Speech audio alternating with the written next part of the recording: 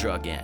Am I glad to see you again. Boys and girls, we are back with a brand new season of Sloppy Horror Podcast entitled Summer of Horrors.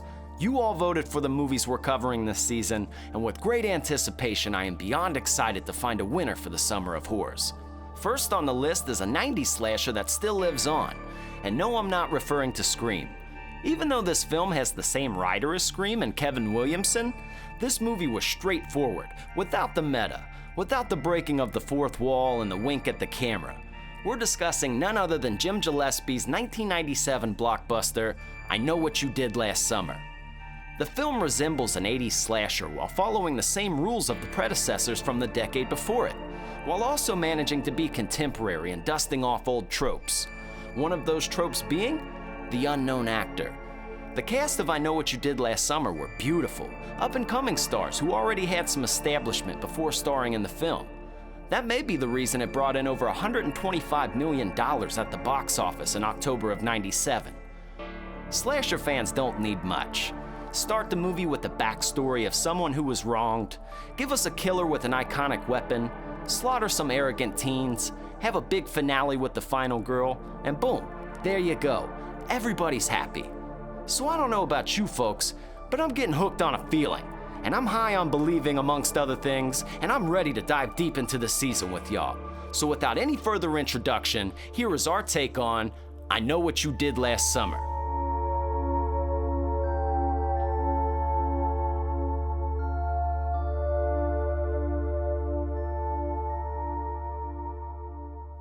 Mr. Boomtastic Murderer.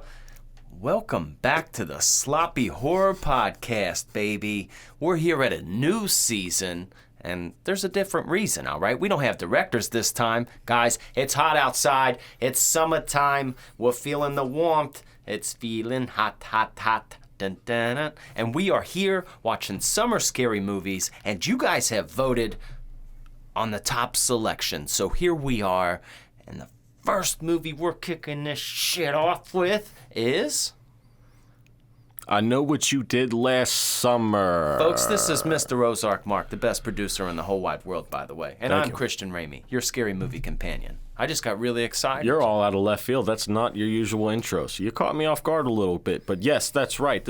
We are in a new season here. Welcome back. Did you miss us like we missed you?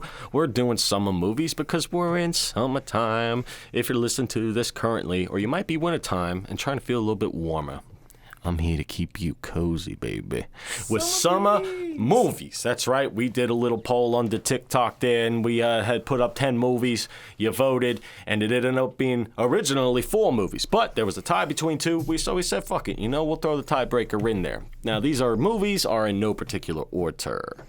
But if you were a Patreon member, you heard the final tallies. That might be another reason, if you're interested, to go to that. That's true. This is true, Ozark Mark. This is true. It is very true, Christian Ramey. But yes, I Know What You Did Last Summer is the first movie we're kicking off here. Why don't you tell us a little bit about it, Mr. Christian Ramey, with your world-famous synopsis of I Know What You Did Last Summer. Folks, this is fun. We're dealing with a 90s slasher here, okay? Now, to precursor even the movie synopsis here, let's break down like almost what is a slasher, okay? With the slasher movie, it's really, because I hear people discuss all the time, what is, what isn't. So there's, to give you a little roundabout here. All right, we obviously need a killer. And this killer, it's usually asexual. It doesn't have any sexual desires. It's not a sexual thing. Think Jason, Michael, something like that. They're like sharks. They just want to eat. They just want to kill, okay? It's not really an emotional-based thing. They just do what they do. Usually they have a weapon of choice, all right? They have a weapon of choice.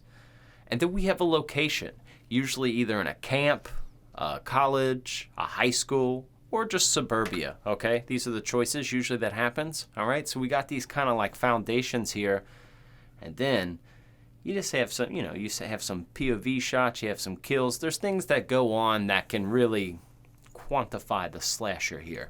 And I think that this is just a prime example of a 90s slasher, whereas Scream went the route of being meta, like there's a meta, because it's the same writer, Kevin Williamson, so you can't say like one's better, it's the same writer, okay? But I appreciate that this wasn't meta, And folks, obviously, if you're not familiar with that term, Scream like made a joke. It was the whole time like, oh, this sounds like a horror movie. Don't do this because you'll die if it was a horror movie. Here's the rule. The whole thing was a wink at the camera, which was cool when that came out.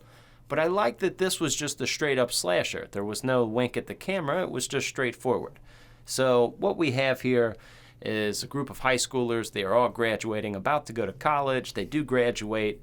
Then they have like a 4th of July party. And, they party. They're getting messed up. And then they drive. The person who was driving was sober, but the drunk person made the accident happen. But they were driving, and they hit a man in the middle of the night. All right? They hit a man on the road. They realized that they think they killed him. So they put him in the trunk because they were so scared, and they were just going to dump his body inside of the water. Okay? The water would get rid of him, go in the current, goodbye. But as they were going to dump him, he like popped up and tried to get him, and then they threw him into the water anyways. Then they get over it. They make a little pact not to mention it again. The movie starts a year later. Okay? Here we are a year later. And that's important with slashers, too. You need a little backstory, usually, a little precursor to start the movie. It's kind of like why the person's mad, or, happens all the time. So, a year later, before the anniversary, all these kids start getting notes that say, like, I know what you did last summer. Somebody knows what's going on, all right? And this person starts killing these people with, like, a meat hook. Pretty sure you're familiar with the meat hook. Looks pretty sweet, and he's got a kind of like a fisherman's outfit on. And one by one, he tries to take out these kids until we get to, our final girl and boy. So it's a fun little slasher, okay? It's not a very complicated story. It's pretty straightforward, but it kind of fills all the boxes needed to be a slasher, but it felt more contemporary and current. In the 90s. It didn't feel as old and dusty as an 80s slasher, which I love those still, but I think now I like them because they are old and dusty. They're fun. Yeah, that's true. Like this movie follows all the check marks of a slasher. You got good looking cast. Always a good looking cast in slashers. You ain't trying to have no uggos in a slasher. Okay, that's true. You can't have that. Typical thing, something happens, like you said, establishes the story, and then you go through the steps. It slowly starts to happen. It's a mystery. They finally figure out why or who it is, and then they have the final showdown. Yes. Cut and dry. This movie gives you, Sarah Michelle Gellar and Jennifer Love Hewitt. All right? Mm-hmm. And ladies, you got Freddie Prinze Jr. and what's that guy, Ryan Felipe? I don't know how to say his last name. Ryan Felipe. But he was in Barry. Cruel Intentions. He was, So I think it checks all, all teenagers are like, all right, I like these people. I like these. I don't know why, I just like these girls. They're cool. I vibe with these people. Total good vibes, bro. No cap. No cap, no mid, dog. I don't know what any of this means. I know what vibe means, but it's like talking to my son. He's 11. I'm like, oh man, that's like the best way to get him to stop is say it back to him. Oh, I know. All you gotta do is start talking or make fun of them. Mm-hmm. They're so sensitive at that age. You can make fun of them for like anything. This movie almost falls into the Grease category, Grease syndrome, where like you got like 20-something-year-olds playing high schoolers. But at least it's a year later, and then they go out of college. So yes. They dressed them a little bit younger, so they made an attempt. But that's what you get, Ozark, were you familiar with this movie before this? Yes, yeah. I remember seeing this a long time ago. I haven't seen it in a long time, but I remember there's a lot of parodies in it from, I think it was either Scary Movie or Not Another Teen. I forget which one. I think it was just Scary Movie. There's a lot of those situations that were in it. So, this has a lot of influence on other movies. But it's always fun. Nice little mindless slasher. You gotta kind of, sit through it if you're not in the mood for that kind of movie, if you're going to watch it, because there's some bad acting in it, not the greatest acting, but there's some bad, like cheesy acting that you can tell, which I don't mind. It's a 90s slasher. You know what I mean? You know what makes me happy? That this episode will be out on 4th of July, and it's a 4th of July movie. Yes. I mean, that's just good planning. I know. It's just good planning. You got a good idea with that. Let me ask you a question. What's wrong with these? I have a couple problems with this movie here. Sure. Okay? I got a couple Lay problems them with on some me. scenes. This is ridiculous. First of all, who loses their virginity or have sex in general in sand? That's a horrible place to have sexual intercourse. Not a good idea. Okay, now, first of all, I can imagine getting sand in and around your vagina is not pleasant. No. I imagine getting sand on your balls is not pleasant, or in your pee hole. That would be the worst. Just any of But the let me crevices. I don't care. And if I go down on a vagina and I hear get crunch, no, no. There's nothing should be crunchy in that area, and you're gonna get that in the sand. So fuck you for that. That's horrible. Mm-hmm. That's a horrible idea. Yep. Seems good on paper, bad in actuality. Yeah, I don't get that either, Mark. I don't get that either. Now, let's be real here. All right, these kids seem like they have a little bit of money. All right, these kids have some money. So they have an unrealistic high school. I didn't have this high school, but it's fun to watch from afar, okay? I'm not positive, but I'm pretty sure Freddie Prinze Jr. and Sarah Michelle Gellar are still married. And they got, like, kids and shit. Buffy the Vampire Slayer and her are still together. You know what I mean? Freddie looks like a busted-ass cousin of Keanu Reeves or something. Yeah, okay. Like his acting just reminded me of like a young Keanu Reeves.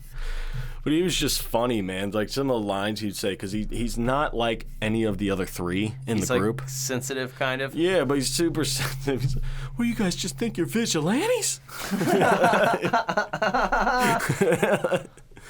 Hey, let's think about this. Come on, guys. Oh, man. Barry cracks me up, too. Yeah, Barry The was other fun. guy, Barry's, he cracks me up, man. Just his anger. Yeah, he's just it doesn't matter. He's just gonna try to fight his way through it. But really, he got hit by a car, kind of hoed out when the fisherman stood above him. I was hoping for more from Barry. I know you just got hit by a car, but come on, man. Your adrenaline should have you going at that point. You would think. Somebody's gonna kill you. Oh, yeah, that's adrenaline, dog. You're getting up. Mm-hmm. You're getting up. 100%. You know what I thought about? What? When I was watching this movie?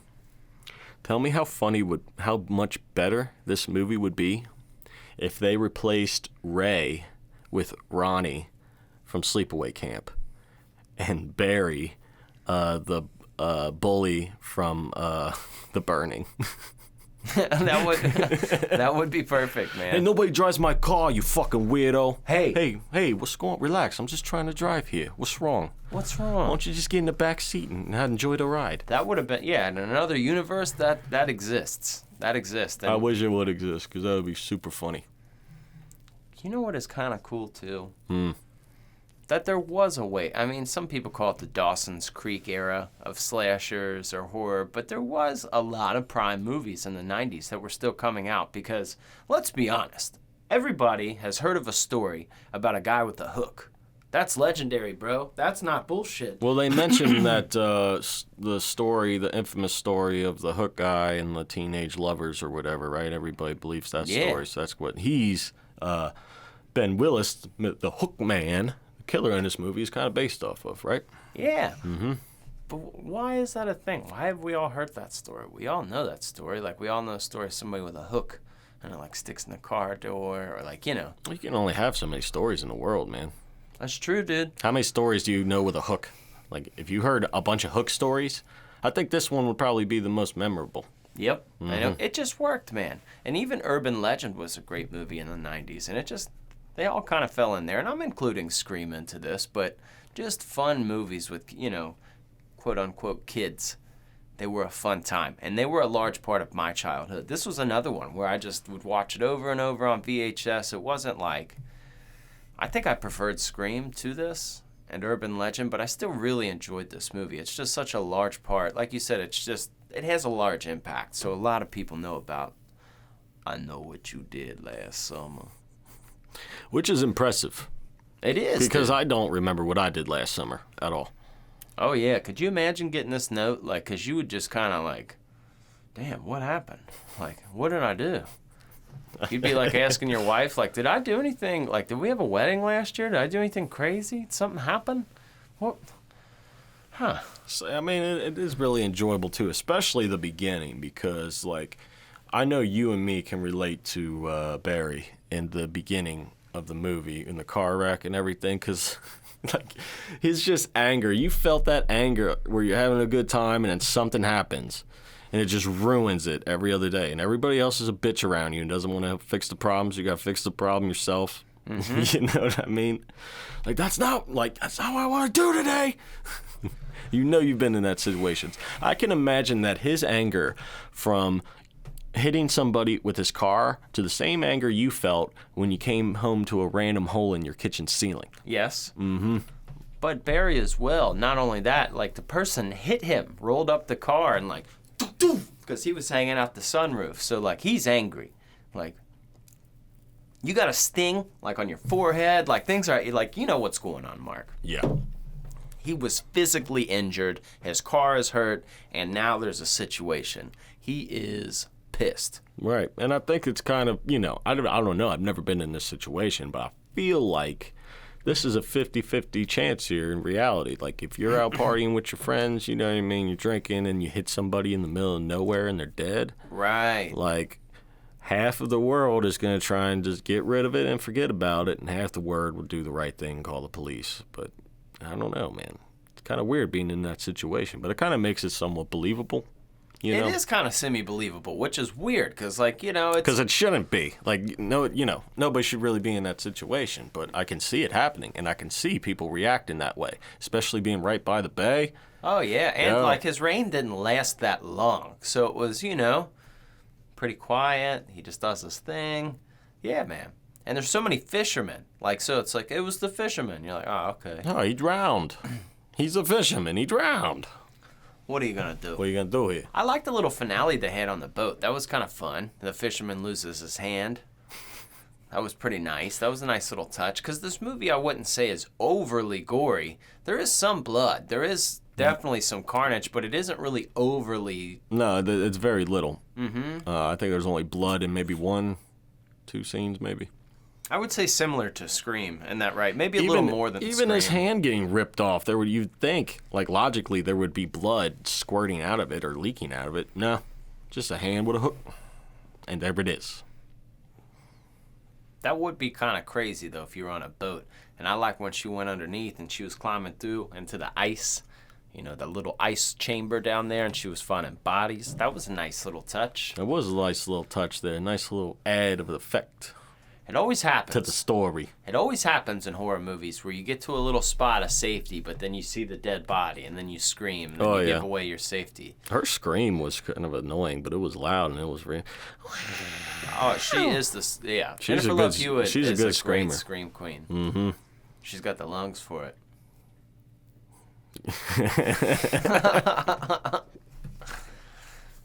See what I did there?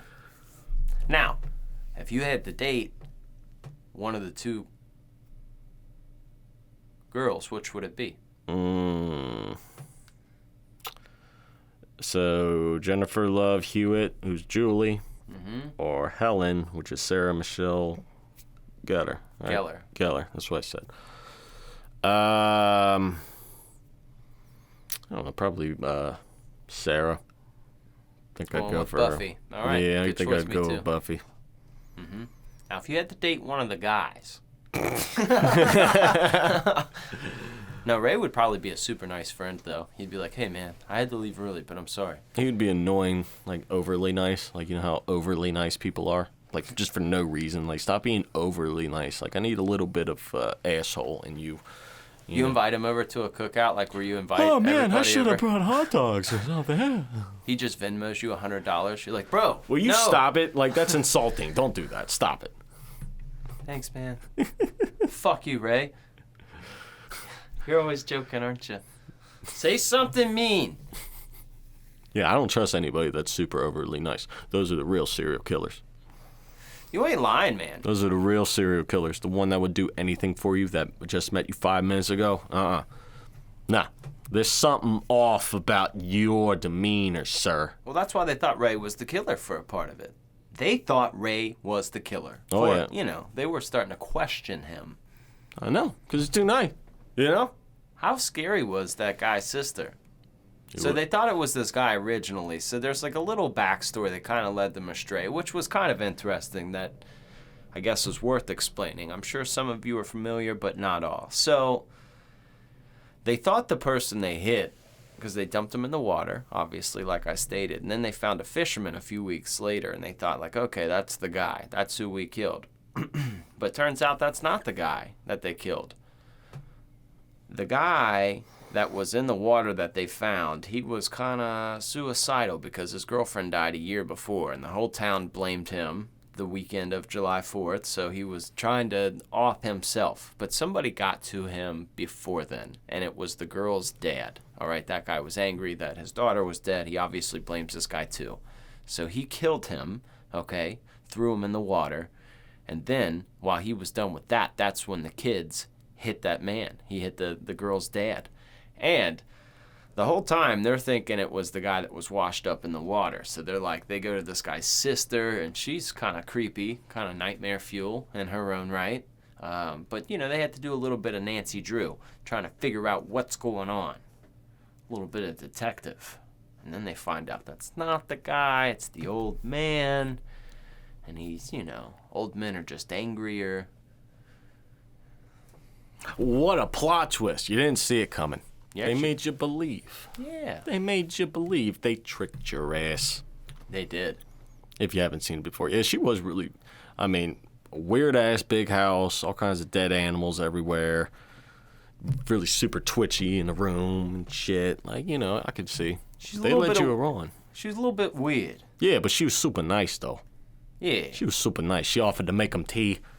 I wouldn't do that. Yeah, I'm not. I wouldn't do anybody now. You're looking at my window? If somebody offers you tea, that's a super nice person. Especially if you were just looking in my window. Right. Yeah, I won't react that way. Nope. I don't believe anybody that says, can I use your phone? I don't believe that shit no more. Nope. Using my bare arms.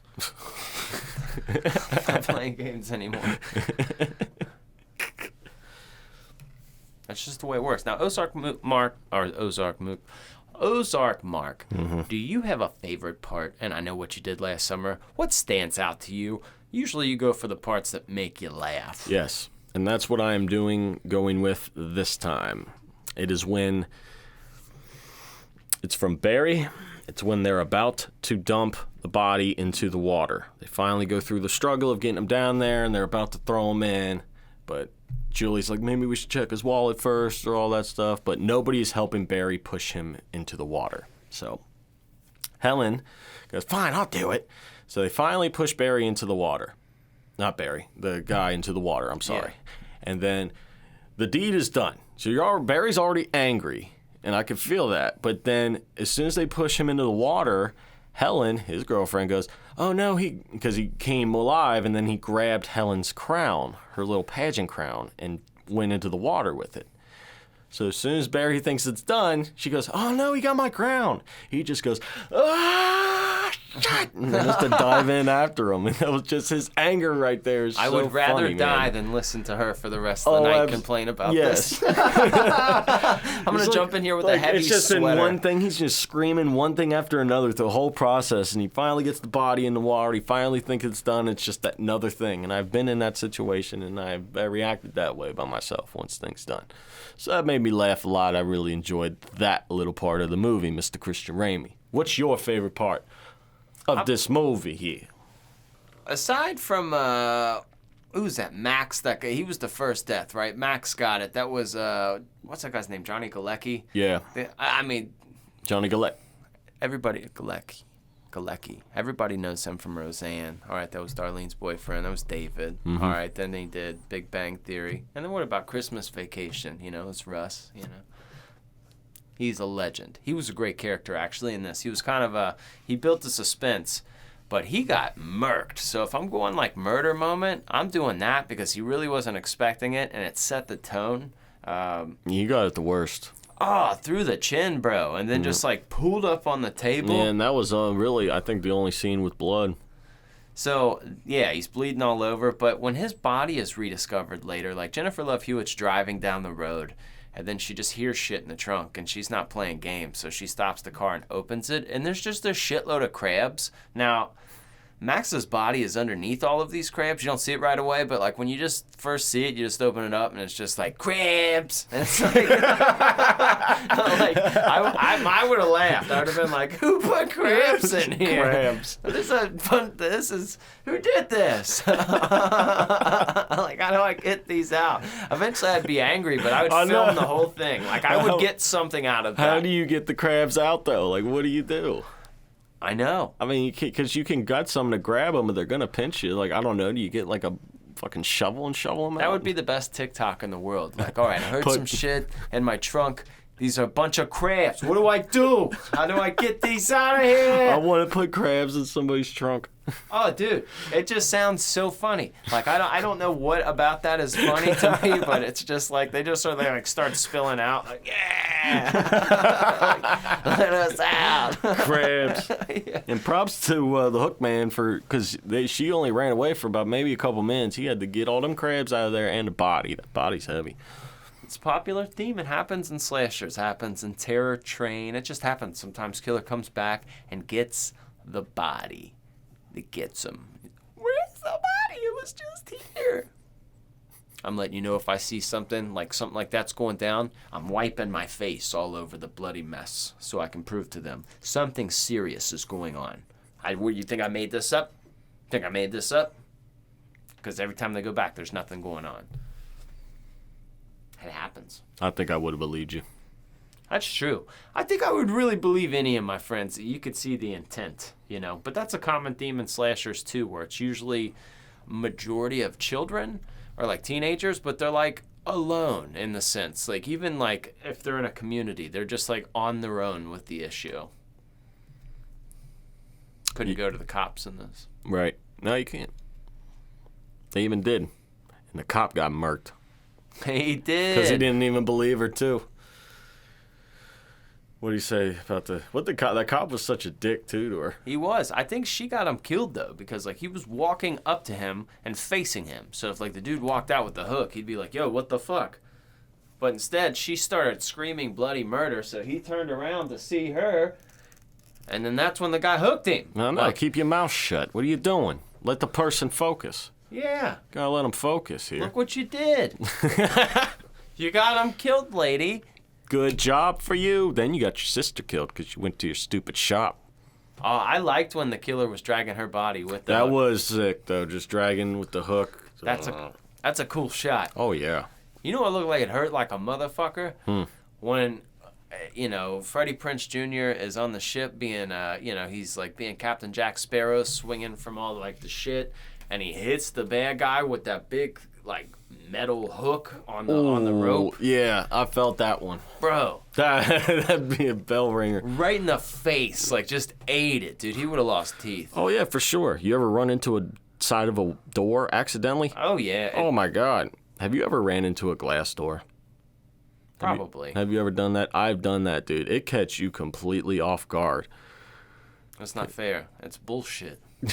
I just like it just stops immediately. It's the most embarrassing moment of anybody's life, but it's so funny. Like I could watch a montage of people walking in the glass doors because their face is just like, yeah, unforgettable face. That is fun. That is a lot of fun. And it's also a fun time, too. What I like about this is the nostalgia from it. A, like the music choices. B, like when she runs out of the car after she sees all the crabs. She doesn't have a phone. Like, immediately, your significant other or whoever's in that situation would call you. Or the police. Or they'd put it on Snapchat real quick and then call you. Or put it on... They'd do something, like... Yeah. She just had to take off, like... Crabs. Grab people. Yeah, that was hilarious. Mark, it's just the way these things spin out and the way that they work. It's just a fun little whodunit. That's always what happens with these is generally a whodunit. And in a slasher movie, if you can kind of be entertained the whole way through, and if it's your first time watching and you don't know who did it, that's good. Because if you predict it and then it is that, you're kind of like, fuck this movie. You know what I mean? It didn't fool me. So you like when things can fool you. Because the whole time you're thinking it's that fisherman, the younger one that got washed up on shore. Yep, or his friend Billy Blue. Yep. Or whatever they said. Or you think it's Ray from majority of the movie, too. So, it's a nice little mystery. It's like, one of those mystery dinners. Oh, okay. You like know. One of those escape rooms? Kinda. Okay. I think that's along the same lines. Scooby-Dooby-Doo, where are you? That's exactly what that's like. You nailed it on the head there, sir. Yeah, and Freddie Prinze and Sarah Michelle Gellar were in Scooby-Doo. Wow. Wow, that's a lot of facts. That is a lot of facts. I think we got a couple more here that we could tell you about. Let's dance.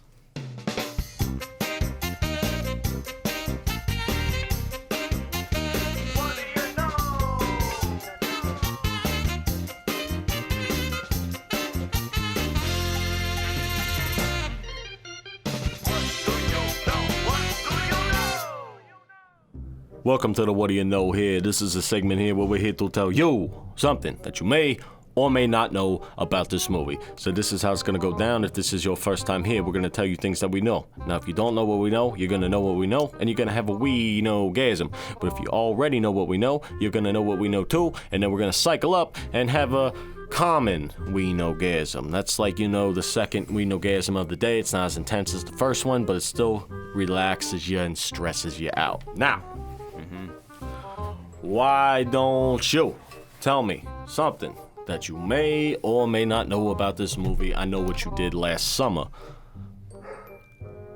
No, you don't. I don't.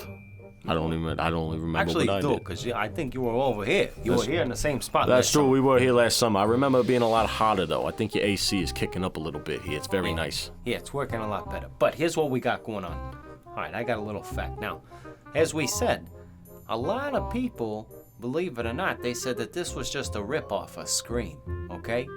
Melissa Joan Hart, she played Sabrina, Teenage Witch. You remember her? She was going to have a role in this movie. She almost had a role. She tried out, but she ultimately said she didn't want to because it was like a Scream knockoff. What, you too good for the cash? Right. Just be in the fucking movie. So Kevin Williamson, but he was the same guy who wrote it, so how can it be a knockoff of your own thing? But the funny part is, he wrote this one first. Really? He wrote this one first, but Scream came out earlier. So you're telling me Scream is a knockoff of I Know What You Did last summer? Well, Is that yeah. what you're getting at? I think maybe he did Scream so much better because he wrote this one first, and then Scream came out, it was a smash hit, so he said, oh, now the door's open, I bet you this one will work too. And sure enough, it came out and it worked, and some people said it was a ripoff, but little do they know, it was made first. I did not know that. That's a great fact for my ass there. Wow. What about you? You got something I don't know? I know something that you may or may not know about this movie. Now, okay, so we're going to go into the life of the main character here, Julie, a.k.a. Jennifer Love Hewitt. Yep. You may be familiar with her. Oh, I know her. I know her name. You don't have to mouth it to me. I know what I'm talking about here. I know her. Now, understand. Yeah. She grew up to have some great mom hips. You know what I'm saying? Oh, yeah. Anyways, here. So, Jennifer Love Hewitt. She was actually terrified for real. In some of these scenes, that's real fear from her. You want to know how it's real fear? I'll tell you. There's only one way to say this. Okay, this bitch is clumsy. Okay. This is just a clumsy, no center of gravity type of broad here. Okay, so she actually got pretty banged up and bruised from just running into things during the scenes. Because she was scared? She was scared. So she got scared of getting hurt because she kept running into things. And, some people bruise like a banana. She bruises like a banana. She's getting hurt. She put herself on So the line. she was not only acting, but she was actually scared when things were going down to get hurt. So, hey, there you go. Gotta applaud her for that. Yeah, good for you. Good for you. You made a good movie. I like that there. That's some good stuff there. There's some great stuff there. That's some great facts.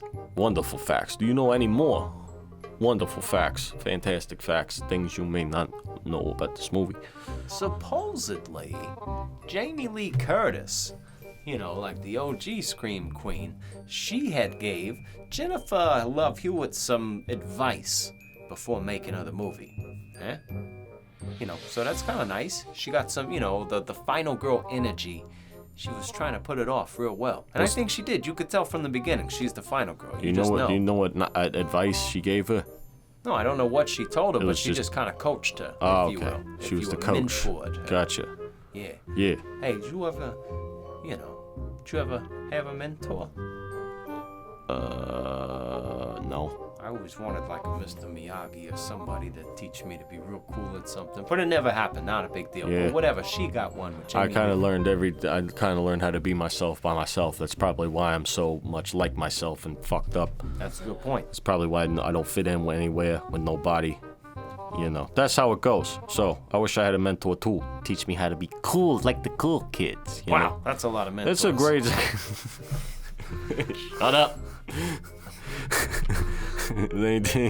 Anything you might know? Anything else here? Okay, that's that's great. I think that's all. That was a good segment here. So let's send it back to the boys. Hey, Mark. Hey. Well, now that we're back here, we can. Did you ever watch that TV show Boy Meets World? Did you ever watch that show? Because I love that show. Nah. Yeah, but I just had a crush on whatever girl that is. You know a girl I'm talking. Wait, no, Topanga. That's Saving. Is that Saved by the Bell? I mean, that was Kelly, but Topanga or Kelly. I mean, both are not bad choices. Right. You know what I'm talking about. That's all that I know. Look, there was a great Halloween episode that featured Jennifer Love Hewitt, and she was in it. It's a lot of fun. All right, like almost to the point where we're like, I want to cover that episode one time. I mean, I think Dead Meat even covered it. It's well renowned, but she was in it kind of like right after this movie came out, so that was fun because she just does have that scream. She nailed it. Where's she been at? I haven't seen her at all lately. She probably became a mom or something. Yeah, that's cool. Wanted to spend time with her family. Mm-hmm. That happens a lot. You ask, where are these people at? Well, they just want to live regular lives, man. That's true. I don't blame them. No. I don't blame them. Now, this movie had a few sequels here. It had a few sequels, but we had to start with the OG. And you guys voted on it. Let's, I want to see, just real quick, Mark. There's 15 votes for this movie. That's a lot. On the TikTok, it is. Out of 10 movies, 15 is a lot, because I'm sure we got votes for every single one. Yes. But great participation by the people here. I like when they do that. Oh, yeah. I like when they get involved. I always wanted to be a fisherman. Did you? Yeah, like one of those kind of fishermen, man. I think that'd be a lot of fun. No, it's not. I've scrolled through TikTok before, and before I got my algorithm to where it's just like funny clips of things. So I finally got it down to where I don't see stupid shit anymore, but I would see random lives. People are going live in like Wendy's drive-thrus, and people are literally just watching this person work when they're not doing anything. Mm-hmm. But one of them was a guy on a fishing boat. Fishing? Nah, that is a lot of work, bro. Oh, I know. Oh, no, that's super hard work. Can we be tuna fishermen? No. Bro, you get paid. Do you? Yeah. I want to get shrimp boat. Like your one fish, you're talking 4 or 5 figures. For tuna? Yeah. No, they're not. They're as big as this fucking table. They're huge. Oh, those kinds of... Oh, okay. I thought you were talking about the net and crap. No. Nah, these things are massive, bro. Watch that show Wicked Tuna one time, bro. If you catch it, and it's set up like all those other kind of reality, like those, it's kind of corny, but in the sense it is, you make some big money doing fishing. I always thought I could do that. I'd like to do that.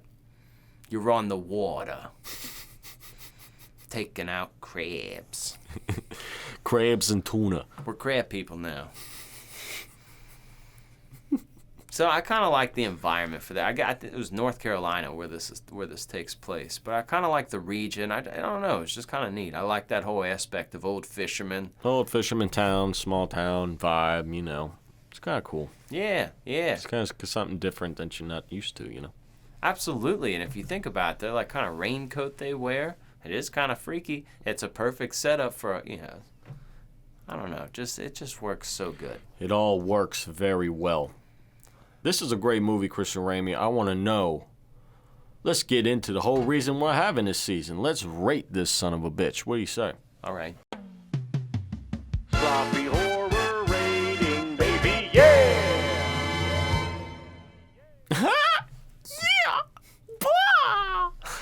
Hello there. Hi. Hi. What's going on, everybody? We're here to rate this movie. Yes, this is the Sloppy Horror Podcast rating. We are going to rate this movie based on a horror movie, not a movie in general. So keep that in mind. Christian Ramey is the horror nerd himself.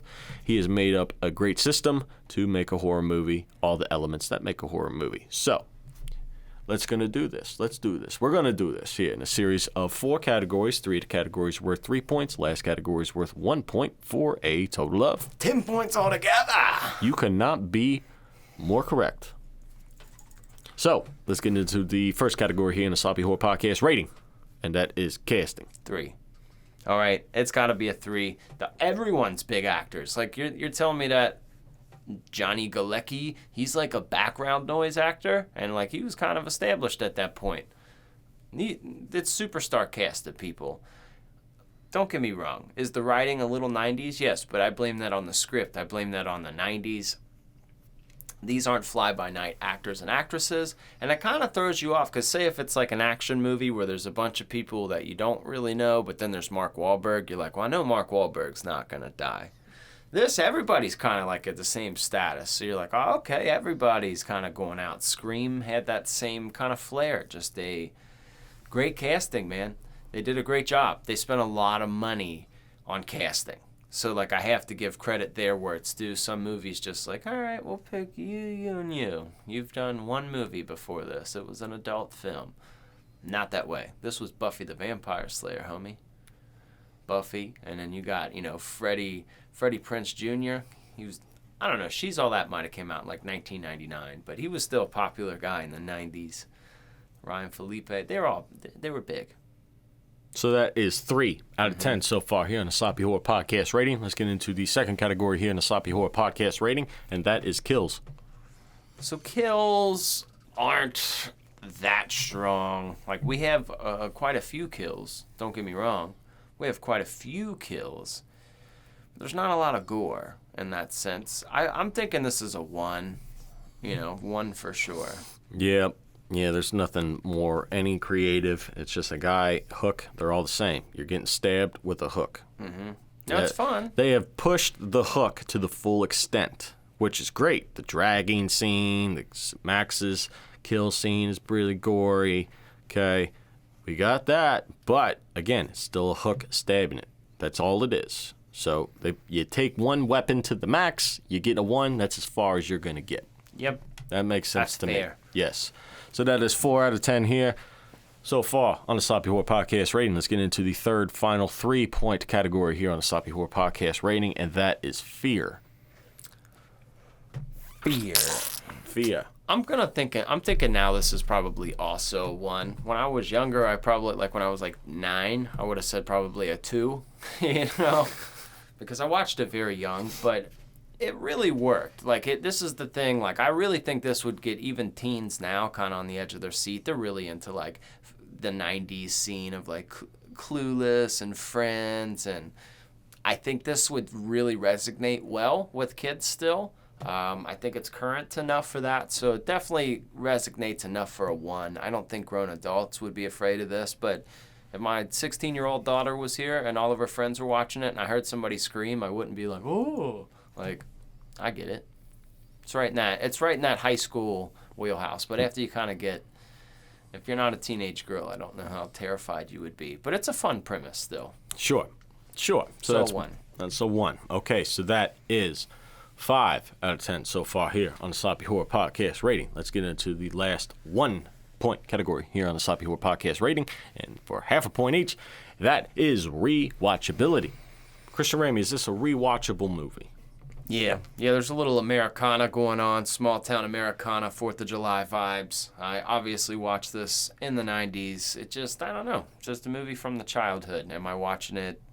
Honestly, I'm watching it at this time of year is when I'm watching it. Yep. It's a rewatchable movie to me, too. It's very rewatchable. You could watch it at least once a year and be satisfied, especially around this time. Like you said, that's the best time to watch it. Get in the vibe. Oh, yeah. This could definitely be 4th of July party movie on your outdoor projector, on your TV screen, yes. In the background. I agree. Very much rewatchable. So that is a total of 6 out of 10 for I Know What You Did Last Summer. That's correct. Wow, that's a good rating. It is a pretty good rating, honestly. And I didn't even, sometimes I really think about what the rating's going to be on, big films, and I just walked into this one kind of blind, but that sounds right. Sounds fair. 6 out of 10. It's a fun movie. It's not shit. It's not shit. It's not some groundbreaking movie that, is going to be something that, I don't know. It's just, it serves its purpose, man. It's not a Tostino's party pizza. It's a DiGiorno pizza, all right? You spent a little bit more for this one, but it's just still something you're eating at home. It does the job. It's a good dinner. It's a good dinner. What are you going to say, man? It does the job. Fills you up. Gets inside you. That's a good analogy. Yeah. I understand what you're talking about. I like that. We connected. So, Ozark, Mark, what we need to do, because last season, right, we had Eli Roth versus Rob Zombie, and they make a type of film, if you will, maybe an explicit type. So we have a segment here on this show that we like to call Ozark Mark's Parental Guidance, and what he does is break down the age, right? We didn't do it last year. The age of people, what you're supposed to be when you watch the movie. We didn't do it last year because Eli Roth and Rob Zombie, we just said 16 years old. You need to be 16 at least to watch their movies. And that was fair. But now we're in the summertime, right? So your kids are home. They want to watch movies with you. So let's just go ahead and get into the segment. I missed you, mister. Mr. Ozark. Tell him if they're old enough. How old? To watch that scary stuff. Shit. For the parents who give up. That's right, Ozark Mark. That's right. It's a whole vibe with that song, man. It is. Cap, bro. No mid. Now look here, folks. For all of you unaware what's going on, it's Ozark Mark's Parental Guidance. We are going to need an age group for people watching I Know What You Did Last Summer. And how old can they be to watch this, Mark? I'm glad that we kept the guy dance thing. Funny little story for that, because originally it was supposed to say guidance. Mm-hmm. But my dumbass spelled it wrong. So then we thought it would be funner to misspell it, and then you're like, yeah, put guy dance on there. It makes no sense. Oh, exactly. I just thought I'd throw that out there for you people who are here for a while, and you're probably thinking, why the fuck does it say guy dance? That's why it does. But we're in the guy dance here, and I'm about to guy dance your ass and tell you what's going on here. Guy dance their kids. Oh, yeah. That sounds horrible. Give guy dance to their kids. Ew. Why does that sound weird? That does not. That doesn't sound weird. What if somebody said, I'm going to give your kid a guy dance? What does that mean? I'm going to fill your kid full of guy dance. Don't do that ever again. I'm going to get in your kid with some guy dance. Ew. Okay. Anyways. So I Know What You Did Last Summer. If you got kiddos around, I would say we can go a lot younger here. Probably 12 or 11. Yeah. Hell, even 10. I mean, even 10 with people around. If you're going, if yeah, you're letting if you them got watch a mature kid. If you're letting them watch by yourself, probably 11 or 12. Because I mean, it doesn't hit anything. It has kissing. Yeah, some makeout. Just makeout, but that's not. They know what the hell that is. There's no real intense bloody gore. That's horrible, and there's no really sex or nudity or anything like that. It's just a lot of fucks. They say fuck a lot. They do say fuck a lot, but kids that age are saying fuck when you're not around them anyway. And let me put this out here. If you're watching I Know What You Did Last Summer with your kids, you probably say fuck sometimes too. I'm going out on a limb. Oh, 100%. You know what messed me up is they say fuck on cable now. They do. I was watching the Hitman's Bodyguard was on Sci-Fi. And they were just saying, fuck this and fuck that shit, bitch. And there's no rules anymore. Wow. Wild West. That's fucking crazy. I was like, I didn't even notice it at first. I was like, wait a minute, this is sci-fi. Like, this is cable. Like, y'all are cut. Hell yeah. Quite a world we're living in. But yes, don't go that young. If you go younger than 10, I have the feeling that you might run into the possibility of your child being scared of the Hook Man. Just the Hook Man. You don't know. Children's imaginations are wild. They'll believe that Hook Man is real, coming for them for no reason whatsoever. Yeah. Once something gets etched into you, that you know, you're like, it's out for you. So be aware of that. Okay, your child underneath 10 years old might be scared of the Hook Man, so keep that in mind. But there you go. Look at that there. There you go. A nice little bow on the season premiere Bam. of The Battle of Summer. We're going to take these 5 movies, Christian Ramey, at the end of it. Okay? And we're going to put them through the sloppy horror rating system machine thing that we got. And we're going to crown a winner.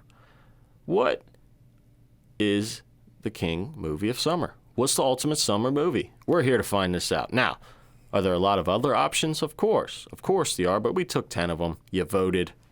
We got 5. And we've covered a lot of summer horror movies, too. I mean, we've done Return of the Living Dead before. That's a 4th of July movie. Right. We've done some Friday the 13th, Sleepaway Camp. So it's not like we haven't covered some of these movies. So if you're new to the show, go back and check those out. We're just picking some new ones, and we're going to pick who wins in the Summer of Horrors. They are going to get the Sand in Your Ass Award, or whatever the hell the summer one is. Okay. Can't give a Spicy Boy Award. That's a director. Okay, for directors. All right, yeah, we'll figure it out. Yeah. We'll figure it out. It's the Season Award, okay? Yeah. The Lowry Seasoning Award. The Season of the Sun. The Lowry Seasoning Award. Just give him a bottle of Lowry's. You won the best summer. Good for you. Everyone involved with the movie just like see him at Lowry's. conventions like, this belongs to you, by the way. From Sloppy Horror. You have won the Lowry Summer Award because you have won the race. season. Yes. You won the season. Oh, boy. That feels- just makes me all warm and hot inside for summer. It feels good to be warm again. In these seats again, starting it off, ready to go. And you know we're going to be back next week talking some crazy shit. And if you miss us in the meantime, just go to our Patreon. You can hear some bonus flavor on there because you know we're on there every week too. We give you something, a little something extra. And you get hidden info about what's coming up. And if Mark's you are notes. a regular listener. Which we want to thank you very much for being, by the way. Yes, and also, I mean, if we don't tell you, nobody's going to tell you. No matter where you follow us, if you listen here on Spotify, if you're on Apple Podcast, if you're watching on YouTube, I don't know where you are, but do us a favor and go across the board. If you're not on the YouTube, go ahead and give us a follow there. Go across the pond there. Yeah, it helps Don't be us. scared. It take 30 seconds out of your day, but it helps us out greatly. And we appreciate your love and support because we wouldn't be here without you, all right?